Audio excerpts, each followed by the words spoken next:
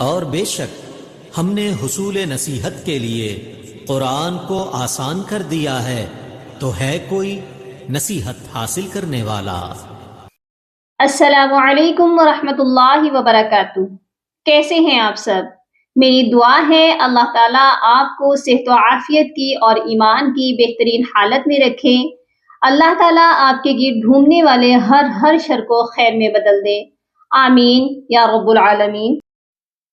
آج ہم قرآن پاک کے کچھ ایسے مشکل الفاظ پڑھنا سیکھیں گے جن کو پڑھتے ہوئے اکثر لوگ غلط پڑھ جاتے ہیں اور ان الفاظ کو مشکل سمجھتے ہیں، لیکن ہم ان کو اتنے آسان طریقے سے پڑھنا سیکھیں گے کہ یہ آپ کو بالکل بھی مشکل نہیں لگیں گے۔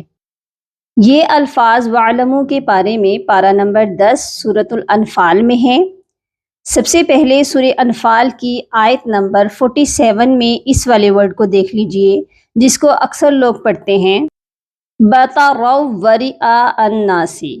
اس ایک ورڈ میں ایک نہیں دو مسٹیک کر رہے ہیں، ایسے پڑھنا درست نہیں ہے۔ یہاں پر آپ دیکھیے ایک ہی ورڈ میں 2 حمزہ ہیں، اور پھر حمزہ خالی ہی نہیں ہے بلکہ حمزہ مد کے ساتھ ہے۔ اس میں کون سا رول لگے گا، کون سا قاعدہ لگے گا اور یہ ورڈ کیسے پڑھا جائے گا، اس ورڈ کو پڑھنا سیکھیں گے۔ اور آیت نمبر 48 میں دیکھ لیجئے، اس ورڈ کو اکثر لوگ پڑھتے ہیں تراءتل، جو کہ درست نہیں ہے۔ اس میں یہ مد کون سی ہے، اس کو کتنا لمبا کر کے پڑھا جائے گا، اس کو پڑھا کیسے جائے گا، آج کی ویڈیو میں ہم اس ورڈ کو بھی پڑھنا سیکھیں گے۔ اور اسی آیت میں اس والے ورڈ کو دیکھ لیجئے، یہاں پر یا بھی ہے جس کے اوپر مد ہے اور حمزہ بھی ہے۔ یہاں پر کیا یا کو پڑھیں گے یا حمزہ کو پڑھیں گے، یا دونوں ورڈ پڑھے جائیں گے، اور اس ورڈ کو پڑھا کیسے جائے گا، اس ورڈ کو پڑھنا سیکھیں گے۔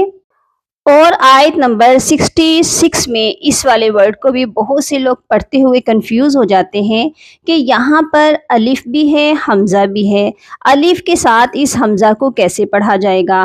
آج ہم اس ورڈ کو بھی پڑھنا سیکھیں گے اور اس میں کون کون سے قاعدے لگیں گے اس کے بارے میں بھی جانیں گے۔ اور لاسٹ والا ورڈ تو بہت ہی مشکل لگتا ہے، یہ ورڈ آیت نمبر 72 میں ہے۔ اس میں مشکل کیا لگتا ہے، یہاں پر آپ دیکھ لیجئے ایک ہی ورڈ میں 3 واو اکٹھے ہیں۔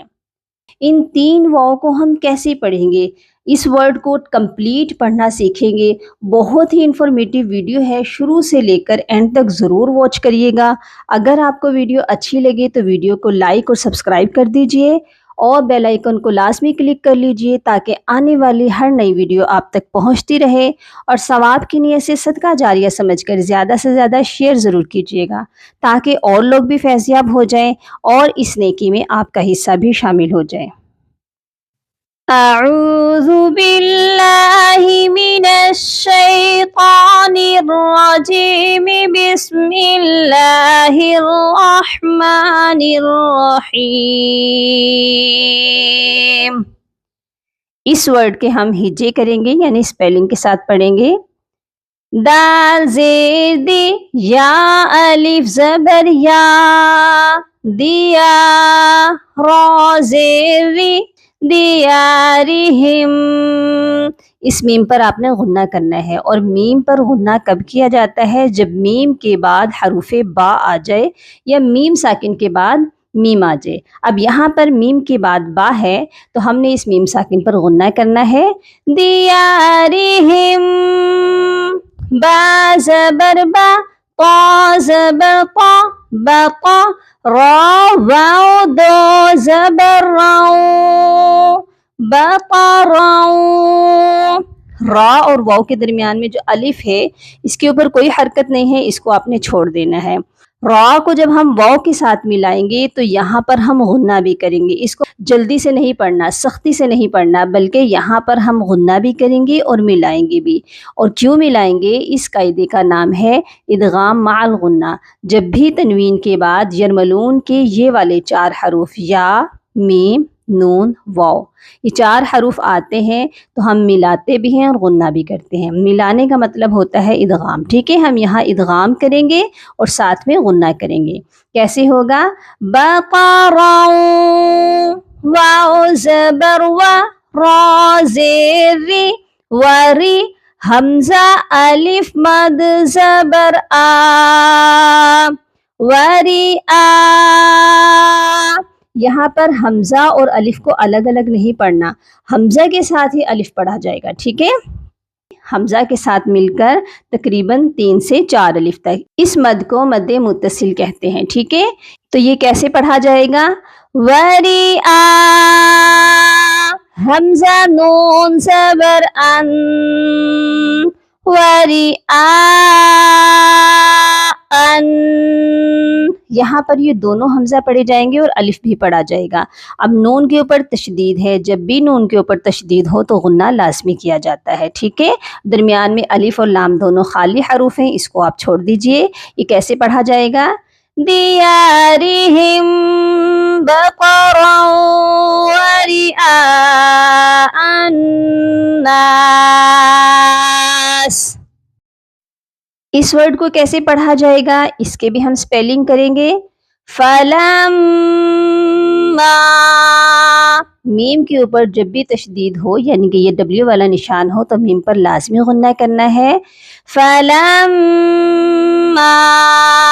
تا زبر تا، را الف مد زبر را، ترا، حمزہ زبر ا، ترا.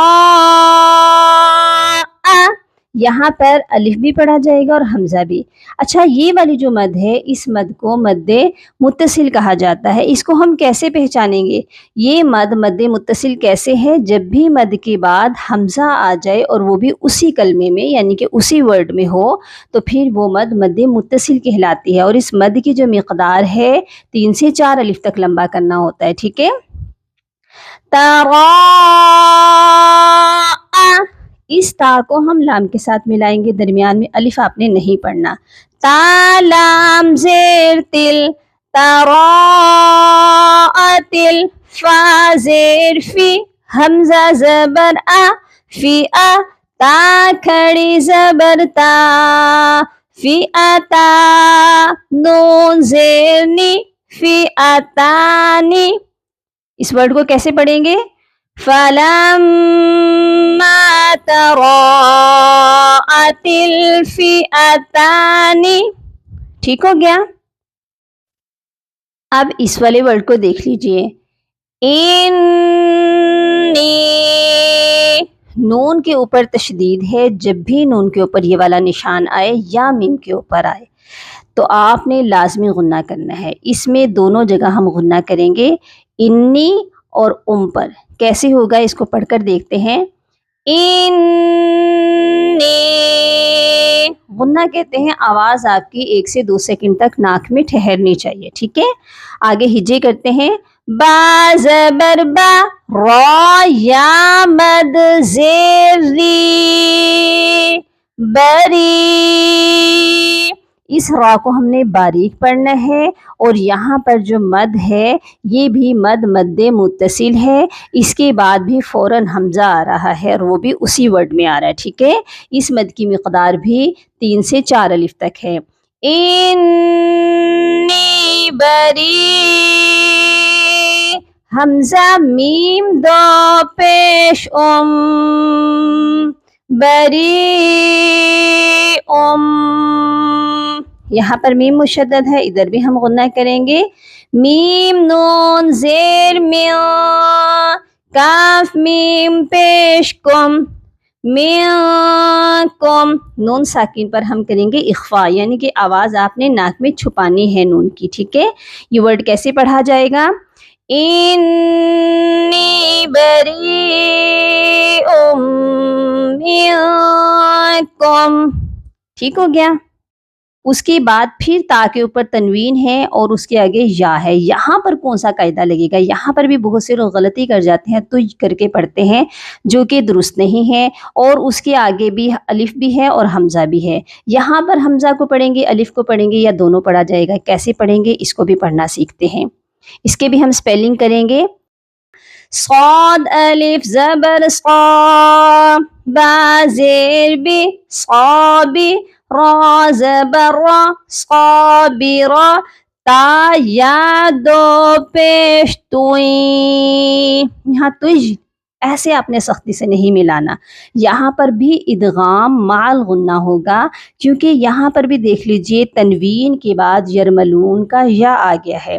یہاں ہم ملائیں گے بھی اور غنہ بھی کریں گے. ادغام کا مطلب ہوتا ہے ملانا. ٹھیک ہے, ہم یہاں پر ملا رہے ہیں اور آواز ہماری ناک میں جانی چاہیے. صابغات یغلبو, یہاں پر بھی الف خالی ہے, اس کو آپ چھوڑیں گے. پھر میم زیر میں پھر الف خالی آیا ہے, اس الف کو بھی آپ چھوڑ دیجئے. حمزہ زبر آ می آ, تا یا زبر تی می آتی, نون زیر نی می آتینی. آگے وقفی جائز ہے, اگر ہم یہاں وقف کریں گے تب بھی جائز ہے, اور اگر اگلی آیت کے ساتھ ملا کر پڑھنا چاہیں گے تو بھی جائز ہے. ٹھیک ہے, تو یہ کیسے پڑھا جائے گا, میرے ساتھ آپ بھی پڑھیے گا. صابغات یغلب مئتین. اوکے, کلیئر ہو گیا. اس والے ورڈ کو دیکھ لیجئے جو کہ بہت ہی مشکل لگتا ہے. اس میں 3 واؤ کو ہم کیسے پڑھیں گے, آج ہم اس میں یہی سیکھنے والے ہیں. پڑھنا سیکھتے ہیں. حمزہ کھڑی زبر آ, واو واو زبر وو, آ وو. یہ والے واو کو, حرکت والا جو واو ہے, اس کو ہم نے واو تشدید والے کے ساتھ ملانا ہے, مشدد حرف کے ساتھ ملانا ہے. کیوں ملانا ہے کہ جب بھی ساکن اور مشدد حرف اکٹھے آئیں تو آپ نے ساکن حرف کو چھوڑنا ہے. یہ والا واو ہم نہیں پڑھیں گے. اس کے بعد جو الف ہے وہ خالی ہے, خالی لیٹر بھی ہم نہیں پڑھتے, اسی لیے اس الف کو بھی آپ چھوڑ دیجئے. ٹھیک ہے, تو ہم نے واو مشدد کو حرکت والی واو کے ساتھ ملایا, آ واو سختی کے ساتھ. پھر اس واو کی اپنی حرکت ہے, اس کے ساتھ بھی ہم اس کو پڑھیں گے. آ واو واو زبر وا, آ واو وا. نون زبر نا, صاد زبر صا, وانا صا. را واو مد پیش رو, ونصرو. یہ والی واو واو مدہ کہلائے گی کیونکہ واو ساکن سے پہلے پیش ہو تو وہ واو واو مدہ کہلاتی ہے. را کو ہم نے واو کے ساتھ سٹریچ کرنا ہے, کھینچنا ہے. اور اس کے علاوہ اس واو کے اوپر چھوٹی سی مد بھی ہے, یہ مد مد منفصل ہے. اس مد کی کیا پہچان ہے کہ اس مد کے فوراً بعد الف ہوتا ہے, الف والا حمزہ ہوتا ہے. دیکھ لیجئے, ونصرو, اس کے بعد الف ہے وہ خالی ہے, اس کو ہم چھوڑ دیں گے. اس کے آگے جو الف ہے اس کے اوپر پیش ہے جو کہ حمزہ کہلائے گا. ٹھیک ہے, یہ اس مد کی پہچان ہے. اس کو 3 الف سے زیادہ لمبا نہیں کر کے پڑھنا. اس کو ہم کیسے پڑھیں گے؟ والذین آووا ونصروا. اور اس سے اگلا والا جو ورڈ ہے نا, اس ورڈ میں بہت سے لوگ مسٹیک کرتے ہیں, اولائکا. اس ورڈ کی بھی کریکشن کر لیجئے.